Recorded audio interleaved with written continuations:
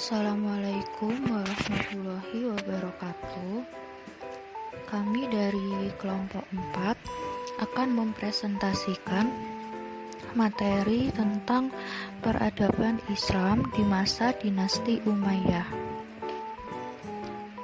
Sejarah berdirinya dinasti Umayyah. Dinasti Bani Umayyah merupakan kerajaan Islam pertama yang didirikan oleh Muawiyah bin Abi Sufyan. Di akhir masa pemerintahan Ali bin Abi Thalib, umat Islam mulai bergejolak dan terbentuk 3 kekuatan politik yang menonjol saat itu, yaitu Syiah, Muawiyah, dan Khawarij.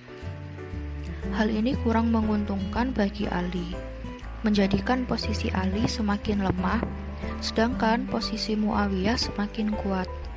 Di tahun 40 Hijriah atau 660 Masehi, Ali terbunuh oleh salah seorang anggota Khawarij. Setelah Ali bin Abi Thalib meninggal, kedudukannya sebagai khalifah digantikan oleh anaknya yang bernama Hasan. Namun sikap penduduk Kufah seperti tidak mendukungnya, sama seperti saat ayahnya dahulu, sehingga Hasan semakin lemah, sementara Muawiyah semakin kuat. Kemudian Hasan mengadakan perjanjian damai dengan Muawiyah dengan melepaskan jabatan khilafah untuk Muawiyah pada tahun 41 Hijriah, agar tidak terjadi pertumpahan darah yang sia-sia. Perjanjian tersebut dapat mempersatukan umat Islam dalam satu kepemimpinan politik, yakni di bawah kepemimpinan Muawiyah bin Abi Sufyan. Di sisi lain, kepemimpinan tersebut menjadikan Muawiyah sebagai penguasa dalam Islam. Dengan begitu, maka berakhirlah apa yang disebut dengan masa Khulafa al-Rasyidin yang bersifat demokratis, dan dimulailah kekuasaan Bani Umayyah dalam sejarah politik Islam yang bersifat keturunan. Muawiyah selain sebagai pendiri, ia juga sebagai khalifah pertama. Oleh sebagian sejarawan, Muawiyah dipandang negatif karena ia berhasil memperoleh kekuasaan yang sah dalam perang saudara di Siffin. Di samping itu, Muawiyah memiliki sifat-sifat penguasa, politikus, dan administrator. Keberhasilan dan kejayaan dinasti Umayyah. Banyak pencapaian yang diraih saat Bani Umayyah berkuasa meliputi daerah kekuasaan dan politik, serta perkembangan ilmu. Di antaranya, yang pertama, perluasan daerah kekuasaan atau ekspansi besar-besaran. Antara lain, daerah Spanyol, Palestina, Jazirah, Arabia, Afrika Utara, Syria, Irak, Afghanistan, daerah yang sekarang disebut Pakistan, Turkmenia, Uzbek, dan Kirgiz di Asia Tengah. Yang kedua, berjasa di pembangunan berbagai bidang. Yang ketiga, mendirikan suatu tempat tertentu lengkap dengan kuda serta peralatan di sepanjang jalan. Yang keempat, menertibkan angkatan bersenjata dan mencetak mata uang. Yang kelima, Abdul al-Malik mengubah mata uang Bizantium dan Persia tahun 659 Masehi menggunakan tulisan Arab. Yang keenam, Khalifah Abdul al-Malik menetapkan bahasa Arab resmi dalam administrasi pemerintahan Islam. Yang ketujuh, dia juga membangun jalan raya dan jalan penghubung antar daerah, pabrik-pabrik, gedung pemerintahan, dan masjid-masjid yang kokoh. Yang kedelapan, aspek politik. Bani Umayyah menyusun tata pemerintahan baru untuk memenuhi tuntutan perkembangan wilayah dan administrasi negara yang lebih teratur. 9. Tempat berkembangnya ilmu, antara lain musik, lagu, dan puisi berkembang di kota Mekah dan Madinah. Sedangkan di Irak, aktivitas intelektual di dunia Islam berkembang di sana. Dan di Marbat, kota satelit di Damaskus, tempat berkumpulnya para pujangga, filsuf, ulama, dan cendekiawan lainnya. Berikut ini ilmu yang berkembang pesat. Yang pertama, berkembangnya bahasa Arab sebagai bahasa resmi dalam administrasi negara dan pemerintahan yang digunakan dalam pembukuan dan surat menyurat. Yang kedua, ilmu qiraat atau seni membaca Al-Quran yang dikembangkan pada masa Khulafa Rasyidin. Yang ketiga, ilmu tafsir. Bukti berkembangnya ilmu tafsir di masa itu adalah dibukukannya ilmu tafsir oleh Mujahid. Yang keempat, ilmu hadis. Hadis-hadis Nabi dikumpulkan, diteliti asal-usulnya hingga menjadi satu ilmu yang berdiri sendiri yang dinamakan ilmu hadis. Yang kelima, ilmu fikih. Berawal dari dibutuhkannya peraturan-peraturan sebagai acuan di dalam menyelesaikan permasalahan. Al-Quran dan hadis menjadi dasar fikih Islam. Yang keenam, ilmu nahwu. Dengan meluasnya wilayah Islam dan didukung dengan adanya upaya Arabisasi, maka ilmu tata bahasa Arab sangat dibutuhkan, sehingga dibukukanlah ilmu nahwu dan menjadi salah satu ilmu yang penting untuk dipelajari. Yang ketujuh, ilmu geografi dan tarikh. Melalui ilmu tarikh, mereka mengumpulkan kisah-kisah Nabi dan para sahabat untuk kemudian dijadikan landasan bagi penulisan buku-buku tentang penaklukan dan biografi. Sedangkan ilmu geografi bermula dari perkembangan dakwah Islam ke daerah-daerah yang jauh. Yang ke-10, seni dan budaya. Peradaban Islam di masa Bani Umayyah. Islam berkembang pesat di masa Bani Umayyah karena adanya perluasan kekuasaan kekhalifahan di daerah wilayah di Afrika Utara, Al-Andalus atau Spanyol dan Portugal, dan juga di Pakistan. Dan juga terdapat pemimpin yang adil dan amanah, yaitu Khalifah Umar bin Abdul Aziz.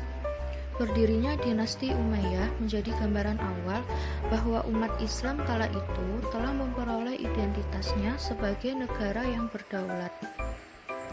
Perubahan yang dilakukan antara lain di bidang sosial politik, keagamaan, intelektual, dan peradaban. Masa kemunduran dinasti Bani Umayyah dimulai dari sistem politik yang mulai melemah karena banyaknya permasalahan yang dihadapi para penguasa dinasti ini. Antara lain adalah masalah politik, ekonomi. Setelah 90 tahun berkuasa, akhirnya dinasti Bani Umayyah runtuh.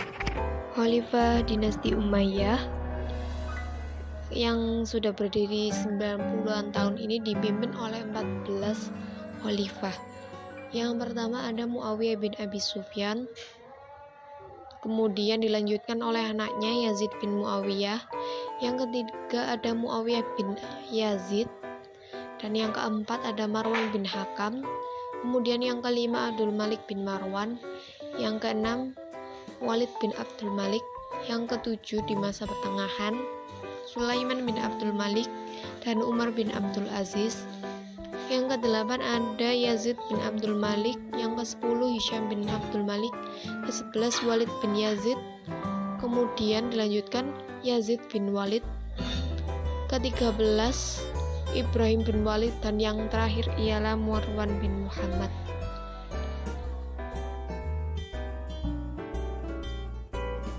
Dari 14 khalifah yang memimpin dinasti Umayyah,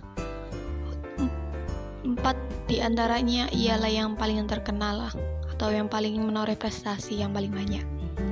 Yang pertama ada Muawiyah bin Abu Sufyan, kemudian Marwan bin Hakam, yang ketiga Walid bin Abdul Malik, dan yang keempat adalah Umar bin Abdul Aziz. Jadi para khalifah ini menoreh sejarah yang besar di dalam dinasti Umayyah. Khalifah Muawiyah bin Abu Sufyan atau pendiri dari dinasti Umayyah. Jadi Khalifah Umayyah ini beliaunya ialah khalifah yang terkenal dan mempunyai pengaruh di masyarakat. Jadi meskipun awalnya dalam mendapatkan jabatan ia tidak sesuai dengan agama, tapi ia mampu membuat kebijakan yang mendukung pemerintahannya. Salah satunya ialah membentuk departemen dan duta yang belum dibentuk oleh khalifah sebelumnya. Fungsi ini tuh untuk mencapai dalam rangka memperkenalkan Islam ke penjuru dunia. Kemudian Muawiyah juga membeli beberapa profesional administrasi keuangan dan tata usaha di daerah Bizantium, Konstantinopel. Dan yang ketiga, memperluas kekuasaan atau mengembangkan wilayah di tiga daerah yang sangat subur, yaitu Afrika Utara, India, dan Bizantium. Khalifah bin Marwan atau khalifah yang kedua, ia adalah khalifah yang bijaksana, berpikiran tajam, dan fasih berbicara. Kemudian ia juga ahli baca Al-Quran dan meriwayatkan banyak hadis dari sahabat Rasulullah. Terus di bidang ekonomi, kebijakan ekonomi, ia menciptakan alat takar atau timbangan, terus menciptakan mata uang sebagai alat jual beli. Dan salah satu kebijakannya ialah memberantas para pemberontak dengan cara yang tegas. Jadi kepemimpinan Khalifah Marwan bisa berjalan dengan kondusif karena tidak ada pemberontakan. Yang ketiga adalah Khalifah Walid bin Malik. Jadi pemerintahan Khalid bin Walid ini ialah pemerintah yang dibantu dari Gotiyah Barat. Pemerintah dengan permintaan mengirim 12.000 pasukan Islam yang dipimpin oleh Tariq bin Ziyad.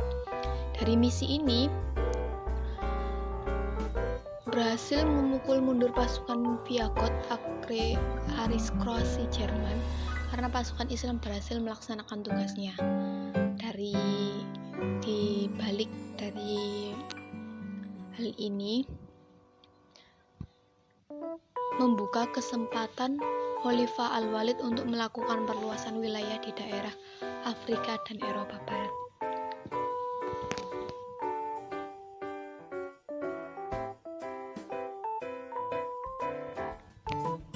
Khalifah Umar bin Abdul Aziz atau Khalifah ke-8 yang memerintahkan cuma 2 tahun lebih. Akan tetapi masyarakat saat dipimpin beliau mengalami taraf peningkatan perekonomian sehingga begitu sulit untuk menyalurkan zakat fitrah. Akhirnya Khalifah membuat kebijakan hartanya untuk diserahkan ke Baitul Mal, difungsikan untuk pembangunan fisik masyarakat seperti masjid, sekolah, dan perpustakaan. Tidak hanya itu, kodifikasi hadis juga dilakukan pada masa Khalifah Umar bin Abdul Aziz yang sebelumnya melarang untuk menulis sesuatu yang bukan Al-Quran. Akhirnya karena kembali lagi dikhawatirkan bercampur aduknya antara Al-Quran dan hadis ini. Adapun faktor yang menyebabkan runtuhnya dinasti Umayyah, yang pertama ada munculnya kelompok-kelompok yang tidak puas terhadap pemerintahan Bani Umayyah seperti Syiah, Khawarij, dan Muslim non-Arab. Kemudian ketidakjelasan sistem pergantian khalifah karena sistem dari pemerintahannya monarki sehingga menyebabkan anggota keluarga yang tidak sehat. Yang ketiga ada ketidakmampuan para penguasa Bani Umayyah untuk menggalang persatuan dan kesatuan. Yang keempat ada sikap hidup yang bermewah-mewahan di lingkungan keluarga khalifah.